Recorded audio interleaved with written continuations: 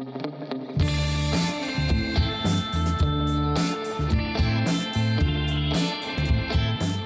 áfram höldum við föstudagsþáttinn á N4 og nú ætlum við að forvitnast bætiefni fyrir jórturdýr.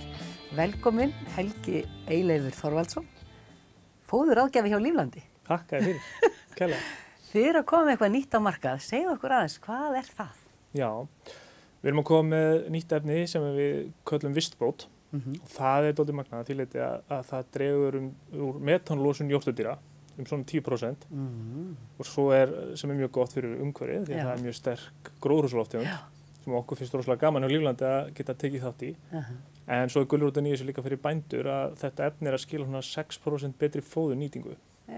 Og rannsaka þetta rosalega mikið. Þetta er rosalega heitt topic sem maður sletti úti.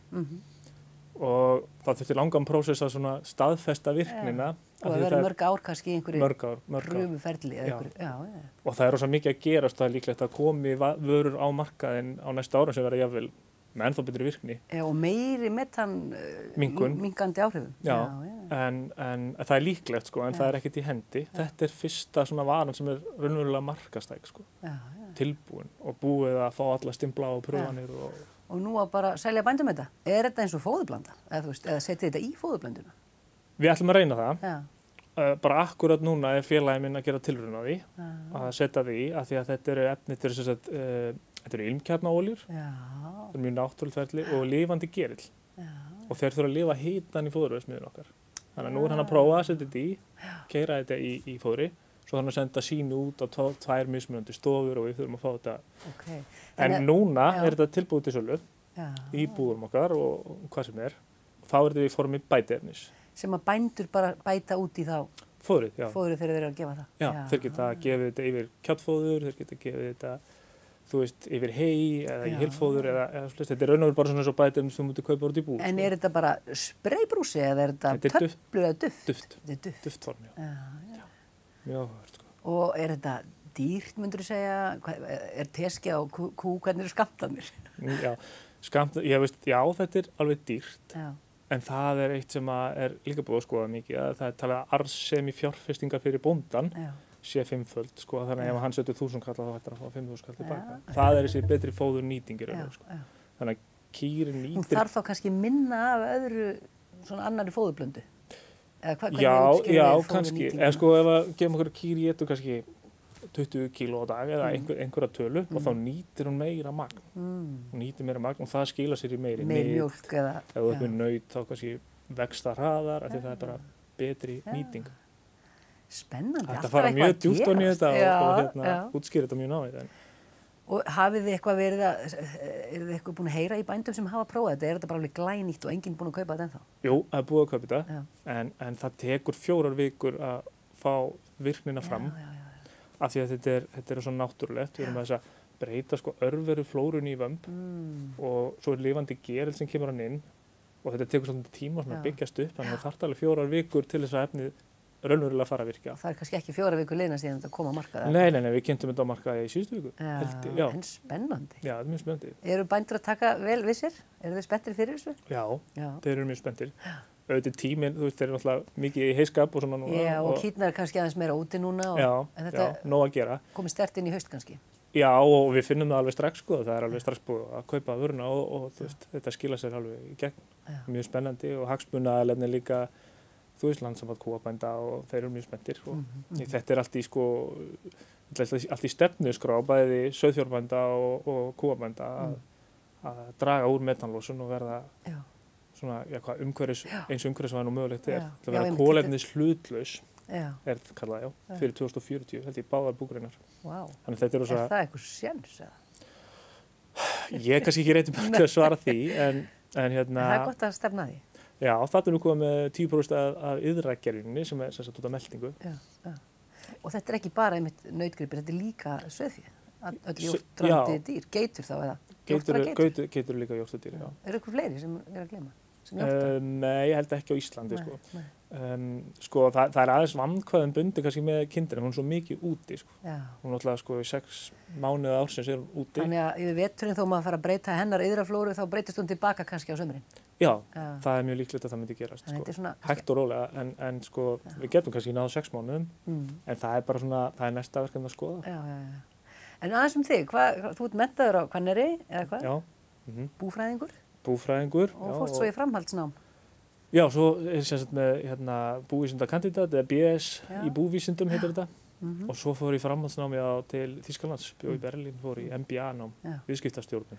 Þannig tengist þá inn í búskapinn með því móti, sko. Og ert sjálfur úr sveit, ekki satt? Jú, bóndasonur og hefur búskapur alltaf heillað þig? Já, bara matvæla framleiðsla líka. Já, og hefur prófað það aðeins sjálfur? Ísgerð og eitthvað, er það ekki? Já, ég prófaði það og prófaði að vera aðeins búið og vera með foreldrum mínum. Er ísgerðin enn í gangi eða? Já, hún er þannig dag. Og heitir hvað? Hún heitir Laufey. Laufey, skemmtileg. Og hvar fæst sá ís? Bara heima hjá ykkur eða? Nei, hann fæst í Hagkaup og Melabúðinni og víða þarna uppfrá, sko. Þetta er nefnilega svo áhugaverður vinkill líka, þetta sko, hvað við getum gert úr þessum afurðum, meira heldur en bara senda í einhverja miðstöð. Já, einmitt. Og kannski finnst þér verið eitthvað svona vakning eða aukning á þessu á Íslandi? Já, mér finnst það vegna þess að sko bændur og við á Líflandi og við erum alltaf bara að reyna að aðlaga okkur af þörfum markaðarins. Já.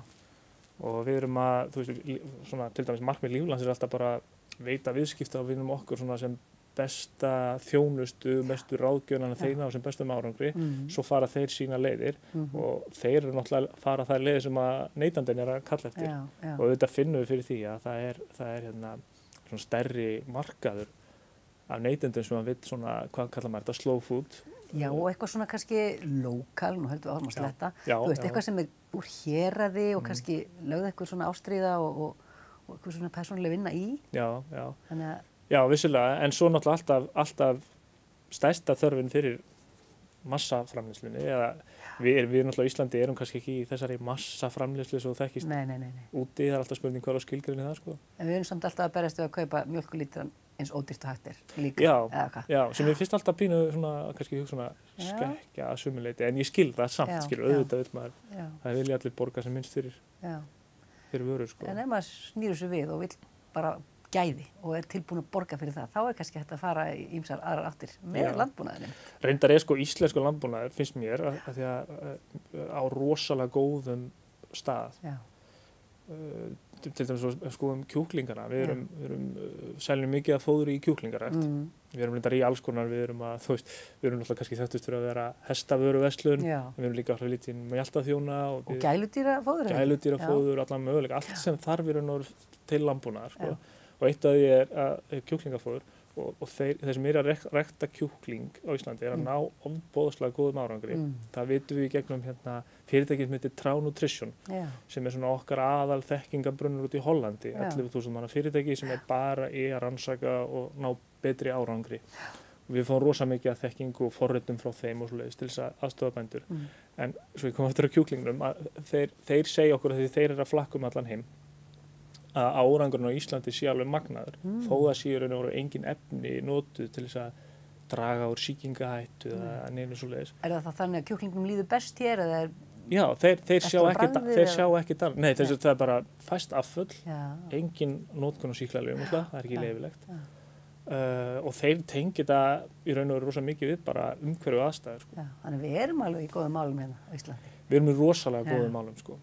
Ég til dæmis prófa að búa í Evrópu og ég skil alveg svona aðeins muninn þar, sko, því þar er svona rosa, hvað er maður að segja, svona... Iðnaðar framleiðsla einhver. Já, ef maður má segja það, skilur við. Það er náttúrulega eitthvað sem við þekkjum alla á Íslandi. Nei, við erum bara svo lítil og smá. Við erum svo lítil, sko. Tíminn er að hlaupa frá okkur. Það var gaman að fá þig, Helgi, í settið og segja frá þessu og bara takk fyrir að koma og gangi ykkur vel. Takk fyrir. Takk.